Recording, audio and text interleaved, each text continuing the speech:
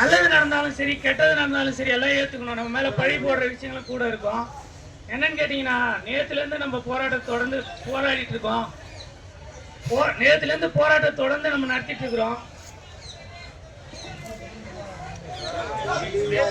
சரி சரி okay okay. இப்போ கேட்குதுங்களா? அவங்களுக்கு அங்கே கேட்கும். சரி, நம்ம தொடர்ந்து நேற்றுலேருந்து போராட்டத்தை நடத்திட்டு இருக்கோம். கூட்டத்தையும் பார்த்துருப்பாங்க, அரசாங்கத்துக்கு தெரிஞ்சிருக்கணும். நேற்றும் மீட்டிங் மினிஸ்டரோட நம்ம பேசியிருந்தோம்.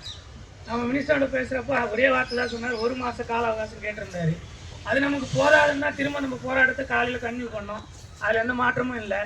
இதில் என்ன இன்னொரு விஷயம் சொல்லணும்னா, அவங்களுக்கு எது நடந்தாலுமே நமக்கு சாதகமாக பாதகமாக எது நடந்தாலுமே நம்ம ஏற்றுக்க தான் செய்யணும். ஒன்று நல்லா புரிஞ்சுக்கணும், ரைட்டுங்களா? நம்ம எவ்வளோ பேர் போராட்டிருக்கோம், வாரியத்தில் எவ்வளோ வேலை இழப்பு நடந்திருக்கோம், எவ்வளோ பிரச்சனைகள் நடந்திருக்கோம். ஆனாலும் இன்றைக்கும் அதே பதில் தான், 1 மாத கால அவகாசம் தான் கேட்குறாங்க. எங்களோட நிலைப்பாடு எங்களுக்கு விருப்பம் இல்லை, விருப்பமில்லாத தான் நாங்கள் வந்து நிற்கிறோம்.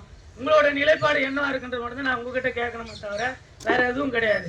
இன்னைக்கு எவ்வளோ பேசி பார்த்தாலும் அவங்க ப்ரீத்திங் டைம் 1 மாதம் கேட்குறாங்க. 1 மாதம் வேணும் எங்களுக்கு, கால அவகாசம் இருந்தால் மட்டும்தான் எங்களால் பண்ண முடியும் அப்படின்ற விஷயத்த சொல்கிறாங்க. இதை நம்ம எப்படி ஏற்றுக்க போகிறோம், நம்ம இப்போ எப்படி போட போகிறோம், அந்த விஷயத்த மட்டும் தான் நம்ம பேசணும்.